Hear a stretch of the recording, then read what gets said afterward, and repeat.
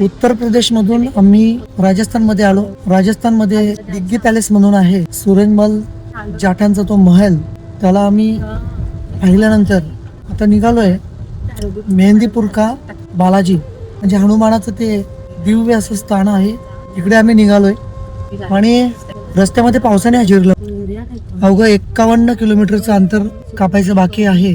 तास सव्वा तास लागेल. पाऊस आहे आणि रस्ता थोडं गावागावातून आहे, त्यामुळे वेग जो आहे तो मर्यादितच ठेवलाय. राजस्थान मधून हा प्रवासाचा दिवस अत्यंत प्लेझंट असं वातावरण आहे. मित्रांनो, धुकं आणि थंडी याचा एक अनोखा संगम, एक वातावरणाचा आविष्कार आपल्याला इकडे बघायला मिळतोय. रस्त्याच्या दुतर्फा म्हणाल तर सरसोची शेती आहे. दोन्ही बाजूला हिरवं देठ आणि पिवळी फुलं, दाट असं हे दोन्ही बाजूला दूर दूर पर्यंत पसरलेली शेती आपल्याला बघायला मिळते. पिवळ्या फुलांची चादरच जणू काही या शेतांनी ओढलेली दिसते. संध्याकाळी 4:30 वाजता मेहंदीपूर का बालाजी इथे आम्ही पोहोचलोय. बालाजी म्हणजे बजरंग बलीचं स्थान आहे, पण स्थानाला नाव आहे मेहंदीपूर का बालाजी. पाहूयात नक्की मंदिर कसं आहे, काय आहे ते. परिसर तर इथूनच खुलून गेलाय. सगळा चिखल रस्त्यात दिसतोय. वानरं पण खूप जास्त प्रमाणात दिसत आहेत. माकडं आहेत पण वानरासारखे दिसत आहेत, साईजने मोठे आहेत. चष्मा सांभाळावा लागेल.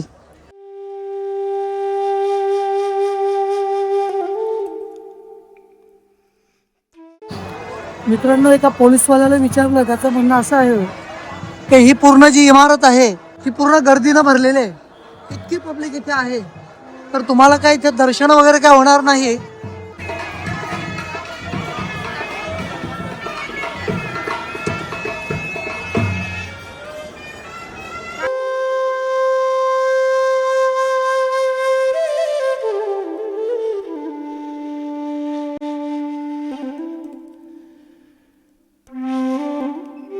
या इथून या पायऱ्यांवरून बालाजीचं मुखदर्शन होतं असं सांगतायत. मग आम्ही विचार केला की इकडूनच मुखदर्शन घेऊयात आणि पुढे जाऊया. चलो.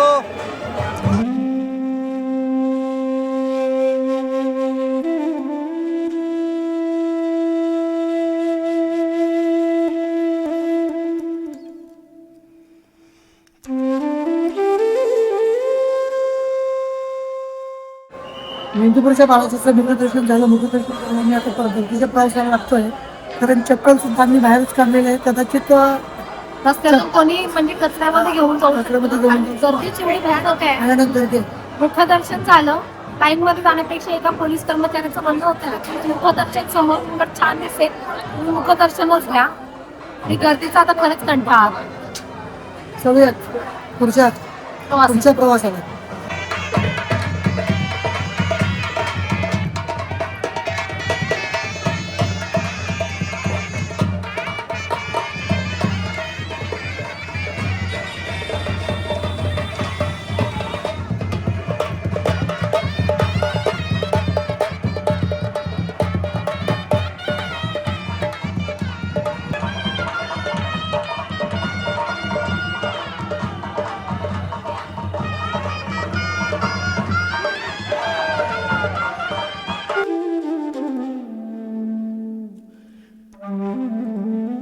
मध्य प्रदेश मध्ये ज्वालामुखी मातेचं एक मंदिर आहे.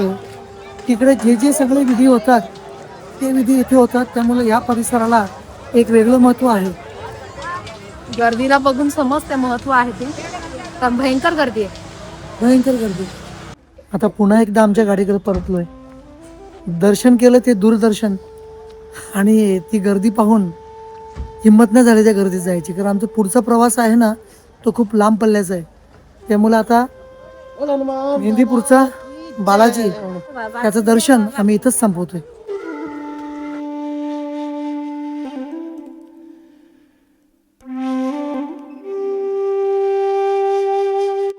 बापरे,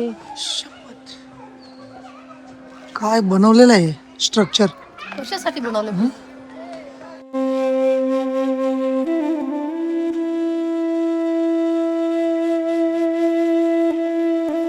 आता पाणी दिसायला लागलं.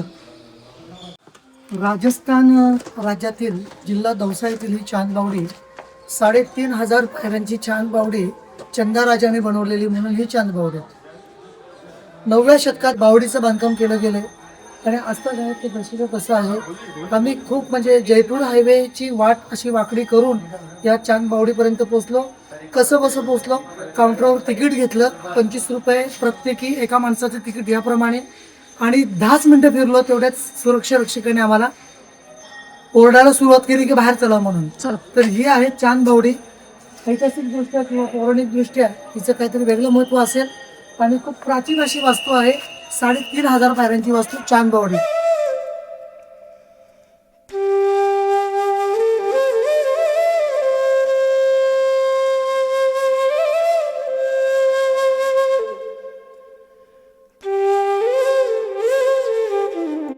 मित्रांनो, ही चांद बावडी म्हणून जे काही ठिकाण आहे ते पाहण्यासाठी जेव्हा आम्ही आलो तर आम्हाला खूप वेळ कमी पडला, कारण यांचं सूर्यास्त आणि सूर्योदय याच्याशी संबंध असतोय. तर सूर्यास्त झालेला त्यामुळे त्या लोकांनी आम्हाला तिकीट तर दिलं, पण 15 ते 20 मिनटामध्ये आम्हाला त्या लोकांनी बाहेर काढलं. त्यामुळं जशा पद्धतीने ती एक्सप्लोर करायला पाहिजे होती तशा पद्धतीने आम्हाला करता आली नाही. संध्याकाळच्या लाईट्स वगैरे ऑन झालेल्या आहेत, तर हे अशा पद्धतीने त्याची तटबंदी दिसते किल्ल्यासारखी. जय खाटूश्याम. जय खाटूश्याम. मित्रांनो, आता आम्ही खाटूश्यामच्या मार्गावर आहोत. आजचा प्रवासाचा आहे 14वा दिवस. खाटूश्यामला लाईव्ह आपण अपडेट बघितल्यानंतर आम्हाला कळालं की अलोट अशी गर्दी खाटूश्याममध्ये उसळलेली आहे. शाश्वती नाही आहे की खाटूश्यामचं दर्शन होईलच की नाही. इथून जवळपास 55 किलोमीटर अंतर आहे खाटूश्यामचं आणि 55 किलोमीटर नंतर पोहोचल्यानंतर 2 रस्ते दाखवतात. तो पण लॉंग कटनं मागे जायचं सजेस्ट केलं हॉटेलवाल्याने. तिकडे जाऊन पाहूयात की तिथे पार्किंगची पोझिशन काय आहे आणि कशा पद्धतीने दर्शनाचं जे नियोजन आहे ते आपल्याला बघता येईल. तर आम्ही आता खाटूश्यामच्या दिशेने लवकरात लवकर निघतोय. कोणी सांगतो की 10 तास लागतील, कोणी सांगतो की 15 तास लागतील. तर 1 वाजता मंदिर बंद होतं दुपारचं आणि दुपारी 4 वाजता ते पुन्हा उघडतं. तर पाहूयात. मथुरेमध्ये, वृंदावनमध्ये, गोकुळमध्ये अशी चेंबीत दर्शन झालेलं आहे. बघूया देवाची इच्छा काय आहे ते. देवाच्या मनात असेल तर नक्कीच आपल्याला भेट देईल देव. जय खाटूश्याम. जय राजस्थान. हॉटेलमध्ये सांगितल्याप्रमाणे गर्दी तर खरंच आहे भरपूर, पण जी सिस्टम बघितली ना आम्ही ती खूप छान पद्धतीची आहे. ह्याच्यासमोर आपल्या लाईनी आहेत, त्या लाईन्स भरपूर आहेत, जवळपास 10 ते 12 जास्तच असतील कदाचित. आणि अशा रोमधून आपल्याला लाईन सोडत आहेत आणि समोर गेल्यानंतर दर्शन देवाचं आपल्याला हे लांबूनच आहे. त्याच्यामुळं भरपूर गर्दी असूनही एक 15 मिनटामध्ये आम्ही दर्शन करून बाहेर निघणार असंच वाटतंय, कारण अगदी देवाच्या जवळच आम्ही आहोत. पण गर्दीचं प्रमाण तुम्ही बघू शकता समोर, खूप अशी गर्दी आहे.